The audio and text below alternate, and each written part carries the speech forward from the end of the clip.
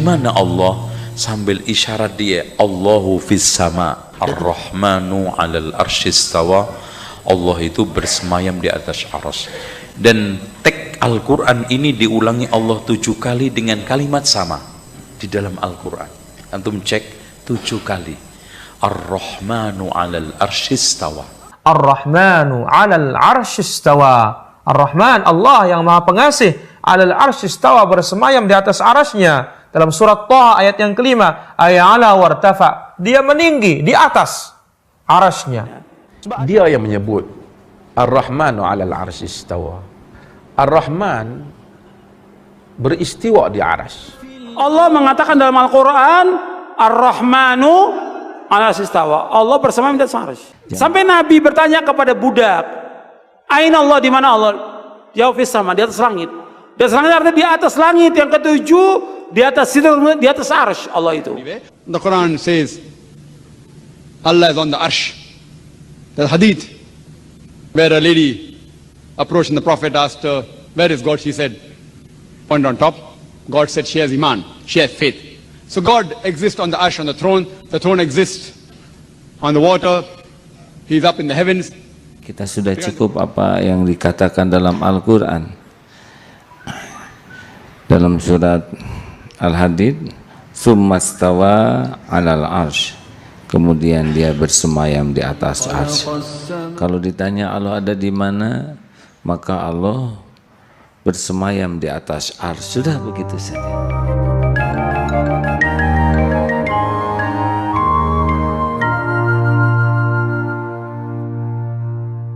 Jangan juga mengatakan Allah ada di mana-mana, kurang tepat. Brother, nowhere in the Quran is it mentioned that God exists everywhere. Nowhere, brother. Nowhere in the Quran is it mentioned God exists everywhere. I'm aware there is a misconception amongst many Muslims who assume God exists everywhere. Nowhere does the Quran say God exists everywhere.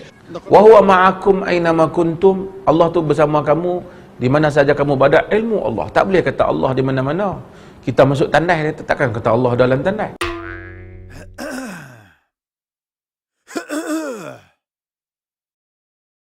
Antum berdoa, kenapa ngangkat tangan ke atas langit, nggak begini-begini? Rabbana atina, ya karena bisa di mana-mana.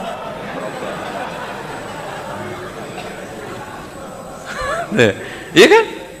Ya di mana-mana bisa aja. Rabbana atina fid dunya hasanah. Subhanallah. Apakah di atas dan juga di bawah? Apakah di kanan dan juga di kiri? Apakah di dalam perut hewan ataukah di dalam masjid ataukah di WC misalnya? Di mana-mana, semua di mana-mana. Allah di mana-mana. Apakah dalam tubuh manusia? Ini pendapat yang tidak logis dan melazimkan penghinaan terhadap Allah Subhanahu wa taala. Berarti melazimkan Allah berada di tempat-tempat yang kotor, Allah berada di tubuh-tubuh manusia yang hina, Allah berada di tempat orang yang tukang bermaksiat, ya. Allah berada di hal-hal yang tercela, maka ini melazimkan pencelaan terhadap Allah Subhanahu wa taala. Dan tidak ada seorang pun sahabat yang berada di masjid yang jumlahnya ribuan itu yang protes. Apa kata Anda fis sama? Enggak, Allah di mana-mana. Salah ini Abu Bakar.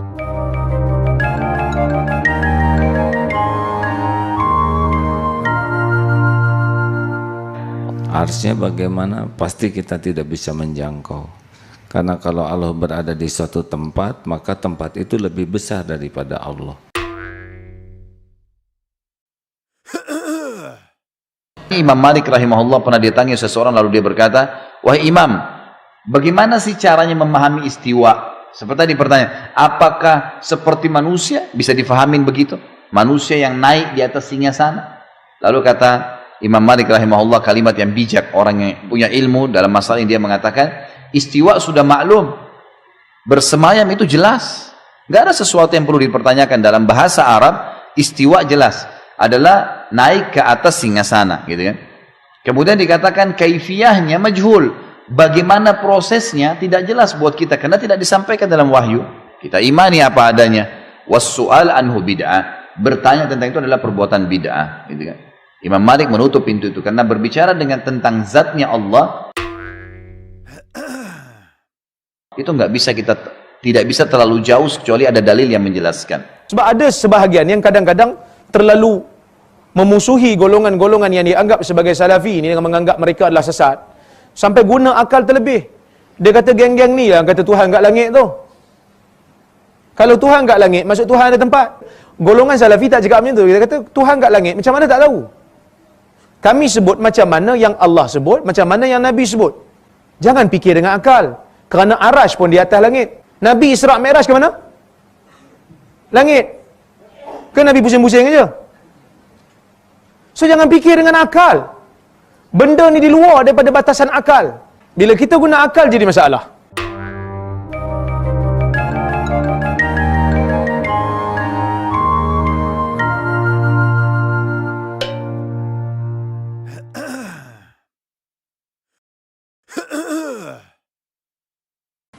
Apakah umat Islam dan umat Kristiani Tuhannya sama? Jawaban yang tegas adalah tidak.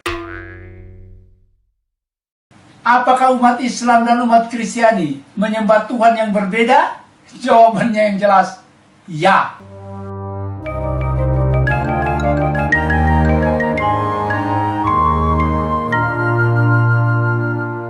Halo semua. Kita udah mendengar penjelasan dari teman-teman kita yang muslim tentang Allah ada di mana. Poinnya adalah Allah ada di Ars. Ars itu ada di mana? Di atas. Di atas langit, di atas air. Allah tidak berada di mana-mana. Allah tidak omnipresence. Allah tidak beserta kamu. Dan Allah tidak berada beserta umat muslim. Nah, sampai di sini aja, umat muslim udah dilarang untuk bertanya lebih lanjut. Karena akalnya umat muslim gak akan sampai. Bahkan dikatakan bahwa kalau umat muslim mencoba berpikir lebih daripada ini, udah dianggap bidah. Dan kita juga udah mendengar dari Ustaz Sanihu Munir bahwa Tuhannya Islam dan Tuhannya Kristen berbeda. Tidak ada Tuhan selain Allah itu cuma berlaku buat umat Islam.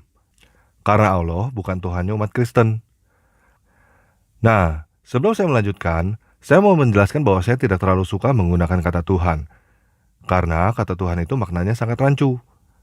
Jadi saya harap teman-teman mau memahami bahwa pada video ini saya memakai kata lain sebagai pengganti kata Tuhan, yaitu kata dewa. Jadi ini bukan untuk diperdebatkan, tetapi untuk dipahami. Ketika saya berkata dewa, artinya adalah Tuhan atau ilah bagi umat muslim, dan Elohim atau Theos bagi umat Kristen. Oke, udah paham ya? Sekarang kita lanjut. Ada satu perbedaan yang sangat mencolok antara dewanya umat Islam dan dewanya umat Kristen, yaitu omnipresence. Dewanya umat Islam yang bernama Allah itu cuma ada satu, yaitu yang ada di Ars. Sedangkan dewanya umat Kristen ada satu, namun juga ada di mana-mana, omnipresence. Jadi, dewanya umat Kristen itu maha satu dan maha ada. Sampai di sini saya mau berkata kepada teman-teman muslim yang sedang menyimak video ini. Jika kamu berkata bahwa hal ini gak masuk akal, saya mau menjawab menggunakan ukuran yang kamu pakai sendiri. Kamu dilarang untuk memikirkan Allah menggunakan nalarmu. Karena nalarmu itu untuk berpikir tentang dewa Allah yang cuma ada satu di Arsy aja gak mampu. Apalagi berpikir tentang dewa Yahweh yang maha satu dan maha ada. Jadi masalahnya adalah nalarmu. Kamu tidak pantas untuk berkata dewanya umat Kristen gak masuk akal. Nah, sekarang saya mau menjelaskan tentang dewanya umat Kristen pelan-pelan. Jadi teman-teman simak video ini sampai habis supaya benar-benar paham ya. Hal pertama yang mau saya jelaskan adalah nama. Nama dewanya umat Kristen adalah Yahweh.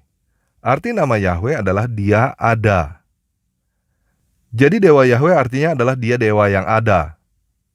Dia bukan dewa yang tidak ada. Dia bukan dewa yang tidak ada di sini, juga bukan dewa yang tidak ada di situ. Dia bukan dewa yang tidak ada di mana-mana. Di dalam Mazmur 139 ayat 7-8, Raja Daud berkata, "Kemana aku dapat pergi menjauhi rohmu? Kemana aku dapat berlari dari hadapanmu? Jika aku mendaki ke langit, engkau di sana. Jika aku menaruh tempat tidurku di dunia orang mati, di situ pun engkau." Dari ayat ini aja, kita udah bisa melihat perbedaan jauh antara Allah dengan Yahweh. Allah adalah zat, sedangkan Yahweh adalah roh. Allah hanya ada di Ars, tidak ada di mana-mana. Sedangkan Yahweh ada di mana-mana, bahkan sampai di dunia orang mati.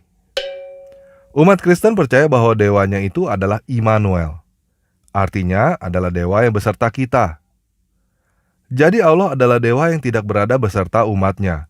Sedangkan Yahweh adalah dewa yang beserta dengan umatnya. Di dalam Matius 18 ayat 20, Yesus berkata bahwa dimanapun ada 2 atau 3 orang berkumpul di dalam namanya, maka Yesus hadir di situ. Nah, sampai di sini saya sekali lagi mau berkata kepada teman-teman yang muslim. Kamu tidak pantas berpikir bahwa Yesus ada di mana-mana nggak masuk akal. Karena nalarmu memang tidak mampu. Kamu tidak perlu bingung karena memang begitu adanya. Allah memang tidak maha hadir, sedangkan Yesus maha hadir. Mazmur 22 ayat 3 berkata bahwa Yahweh bersemayam di atas pujian umatnya. Kalau umatnya ada di Indonesia, apakah dia bersemayam di atas pujian orang-orang Indonesia? Yes. Kalau umatnya ada di Afrika, apakah dia bersemayam di atas pujian orang-orang Afrika? Yes. Kalau umatnya ada 7 miliar, apakah dia bersemayam di atas 7 miliar pujian? Yes. Karena Yahweh maha ada. Di dalam Yoel 2 ayat 28-29, Yahweh berkata bahwa dia akan mencurahkan rohnya ke atas semua manusia. Maka anak-anak lelaki dan perempuan akan bernubuat. Orang-orang tua akan mendapatkan mimpi, teruna-teruna akan mendapatkan penglihatan. Juga ke atas hamba-hamba lelaki dan perempuan akan dia curahkan rohnya pada hari-hari itu. Kenapa bisa begitu? Karena berbeda dengan Allah yang menganggap tubuh manusia adalah hina, Yahweh menganggap tubuh manusia adalah baitnya.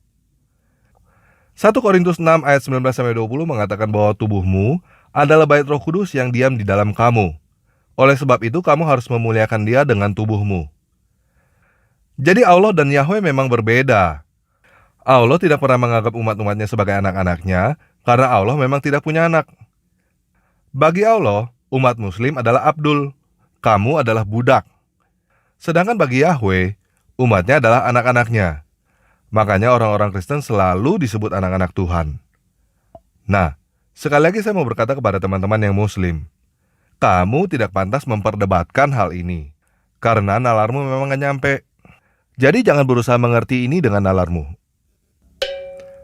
Kamu tidak perlu iri hati karena Dewa Allah itu tidak maha ada dan menganggapmu budak, karena Yahweh menawarkan kamu untuk menjadi anaknya.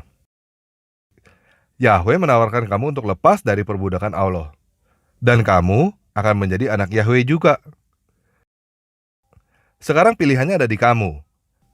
Kamu mau tetap jadi budaknya Allah yang tidak maha ada, atau kamu mau menjadi anaknya Yahweh yang maha ada?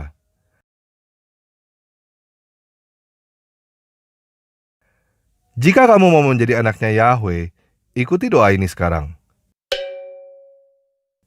Yesus, aku menerimamu sebagai penguasa dan juru selamatku pribadi. Curahkanlah rohmu ke atasku supaya aku mengenalmu dan aku menjadi anakmu. Amin. Oke, kita sudah selesai berdoa. Besok kamu cari gereja untuk minta dibaptis dan mulai membaca Alkitab. Mulai bacanya dari kitab Matius ya. Jika kamu punya kesulitan mencari gereja untuk dibaptis, silakan balik ke video ini lalu posting kesulitan kamu di kolom komentar yang ada di bawah video ini. Oleh karena itu, jika kamu belum subscribe channel ini, pencet tombol subscribe sekarang. Buat teman-teman yang merasa video ini bermanfaat, silakan share video ini sekarang, supaya semakin banyak orang yang mendapatkan manfaat seperti yang kamu dapatkan. Sekian video kali ini, Yesus Kristus penguasa kita memberkati.